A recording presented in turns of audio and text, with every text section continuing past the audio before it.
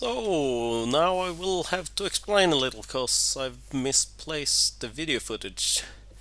My dad was given two old Jonsered chainsaws at some point, non-running, and I wanted to take care of some of those bark beetle infested trees this summer, so I ordered a trimmer for debarking them, but that ended up being on back order and eventually arrived, so there will be a little video footage of that at the end of the video.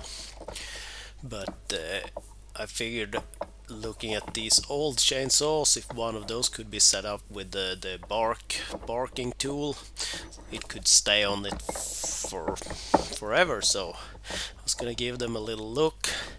It had kind of one of them, the pull starter is toast and there is some damage to the flywheel. It's actually that one I'm working on now. Test, I think, to see if I could pull the flywheel off. Or is this the good one? I'm not fully sure. This might actually be the good one, yes. Because I found on the one with broken pull starter, broken flywheel, that the flywheel was not in the correct position. I had started the other one with it had good compression, it was measured, it also had decent spark, but the spark was kind of weak. Then I actually took the coil from the other saw and a new spark plug. I'm not sure what's changed. It also had the wrong clearance for the coil, so something. It looked visually. I haven't measured the spark in any way. Just visually looked at it. Yes, this is the good saw, because I pulled the flywheel off the other one that was damaged just to check, and found that someone previously has just placed the flywheels on there and just tightened them down. No Woodruff key consideration whatsoever. So here we are. And it turned out to be the same on the other saw, so no wonder it wasn't running when the spark wasn't sparking at the correct position. Eventually had the flywheel off. It was maybe 40 degrees off or something, so no wonder. And the Woodruff key was kind of mangled and damaged, but a little bit of grinding and I was able to put the flywheel back in its correct orientation. And with that in place, the pull starter, the spring had come undone, and the plastic that holds this is kind of damaged, so this requires patience.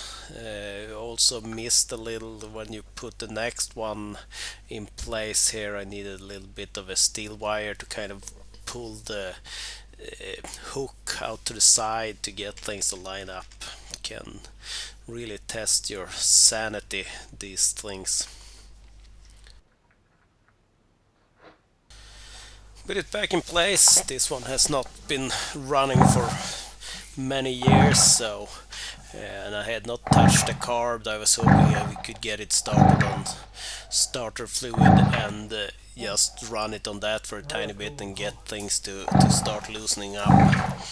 And it seemed to have worked, because eventually it started. Had to run it for like 10 seconds or something with starter fluid, and after that it ran on its own. It even had kind of a little idle, but would die on us. With it up and running and that debarker finally arriving, I would have liked to have it earlier this summer. It was time to look at installing it on this saw since it was actually running. I had ordered a saw bar especially for the steel. The Jonsered Husqvarna saw bars I think were on back order also, even when I ordered it.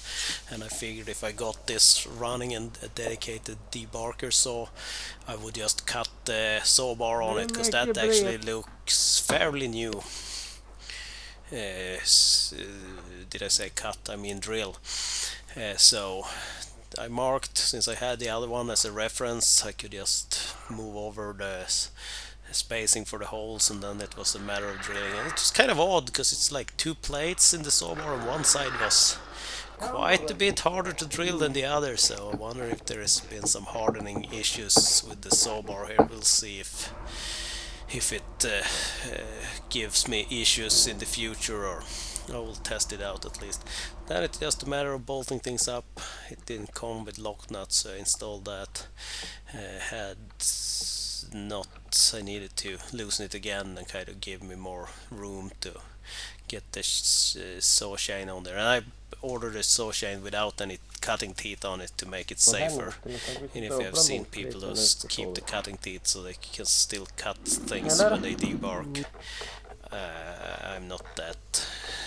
That seems dangerous, so I'd rather just carry two saws with me, because you need to strip the branches off the tree anyway if you're gonna debark them somewhere, just to reduce the bark beetles.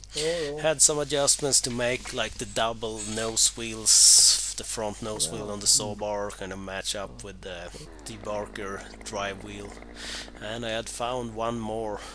This is actually on my neighbor's property also, but he is okay with me trying to reduce the bark beetles. And I had bought the hand tools to check, and there are a few of them, and I'm kind of wondering if I might be doing more harm than good, because I see some other bugs in there also that are maybe enemies of the bark beetle. But I also wanted to test out the debarker tool, so I figured I will at least kill some bark beetles for sure. And it's easier to work with than actually using the chainsaw and kind of moving up the side of the tree and so on. The debarker makes easier work, but it's kind of heavy and awkward and hard work also. So that's it.